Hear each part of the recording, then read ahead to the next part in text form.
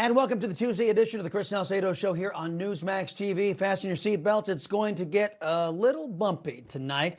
The center of the political universe is focused on Georgia. Congressman Jody Hice will join me in mere moments from the Peach State. It's been quiet out west in Arizona. We'll get the latest on the voting integrity out there and the fallout from the draconian lockdown measures surrounding the China virus when we speak to Congressman Andy Biggs. And if the state legislatures are going to choose electors and ignore the irregular vote totals that we've been presented, how can that be accomplished? Dr. John Eastman is back to explore that possibility. But first, I want to explore something else: the angst, the anguish and fear that have gripped the country as we've been confronted with turning over this nation to socialists.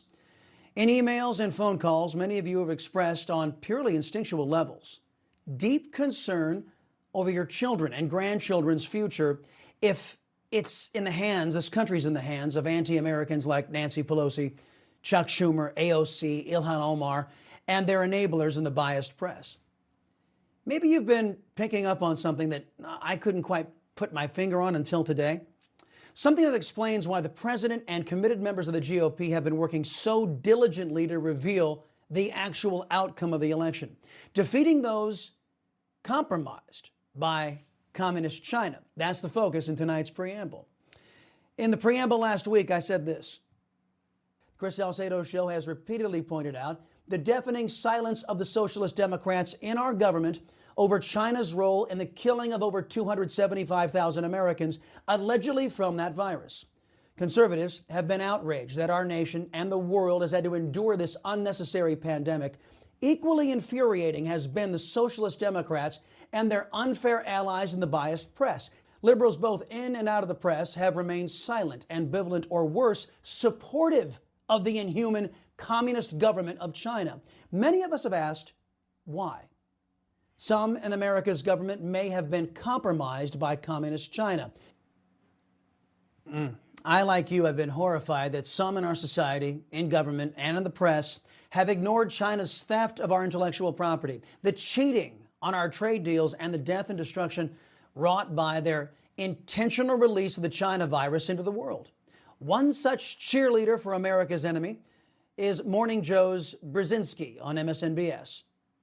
I think the first thing to do is you look at the real challenge on the global stage, and that challenge is China. We are, once again, we've moved into a bipolar world, much like Truman faced with the Soviet Union and the United States.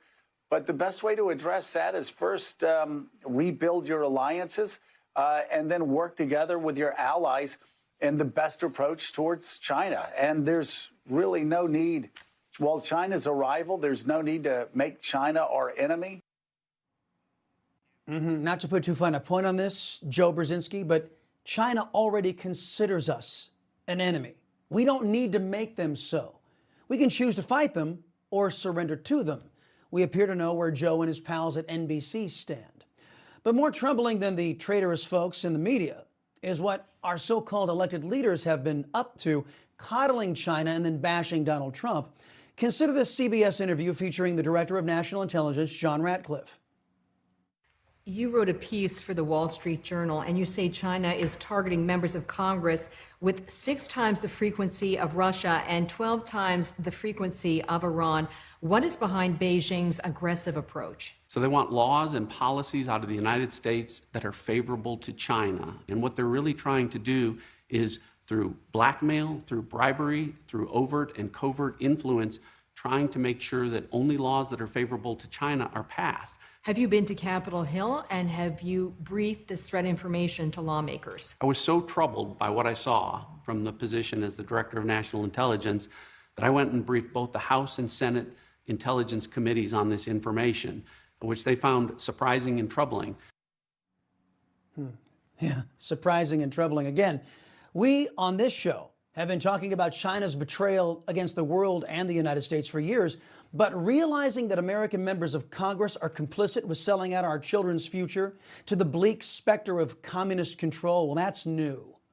I'm gratified that other smart folks who love this country are looking into this as well. Last night, Tucker Carlson pointed to a video that has now been taken down in China, featuring a cocky Chinese professor, a puppet of Beijing, who all but admitted that China had compromised our government in an effort to do the communist's will, not the will of the American people. This led Tucker to conclude that the Trump-Russia collusion hoax was merely a smokescreen to divert attention away from the real betrayal, America's politicians colluding with communist China. Tucker also concluded this. Donald Trump has complained about Hunter Biden and his ties to the Chinese government. So now you know why you weren't allowed to talk about Hunter Biden's laptop, why big business aligned as one, the tech companies and the rest, to suppress that story. Yes, we are now getting a clearer picture why Americans and even the president himself were prohibited from speaking about Mr. Biden's and the Democrats' socialist ties to foreign countries. We've already been through this. I think the American people would rather hear about more substantial subjects. Well, you know, as the moderator, sir, I'm going to make a judgment call here. Gets $3.5 million from the mayor of Moscow. Let's talk about not true. Gentlemen, that report is totally discredited. Mitt Romney on that committee said it wasn't worth taxpayers' money, that report. It was written for political reasons. You know, I'd like to talk about climate change. So would I. Okay. Yes, I'm sure Mr. Wallace wanted to talk about climate change, a mechanism by which the West voluntarily surrenders its economic prowess to China, a country that doesn't conform in any way on climate change. A house divided against itself cannot stand. That biblical passage uttered by President Abraham Lincoln is as true today as it has ever been. It applies to America. It applies to America's government and even Fox News Channel. Lincoln went on to say, I believe this government cannot endure permanently half slave and half free. Now, there are those of us fighting to remain free and those fighting to deliver us into bondage. Conservatives versus liberals, most Republicans against socialist Democrats, Tucker Carlson versus Chris Wallace. And in my mind, that is what is at issue today. There are elements in our government, in our nation, and in our media that are committed to delivering us and our children into the murderous slavery of communism at the hands of a despotic enemy, China. Now you're getting a clearer picture as to why so many in the know, and at least 74 million American voters, are trying to prevent its happening. You just watched Newsmax TV, America's fastest growing cable news channel, now in more than 70 million homes. You can get Newsmax TV on your cable system or check your cable guide. And if your system doesn't carry Newsmax, call them, tell them you want Newsmax TV, because we're real news for real people.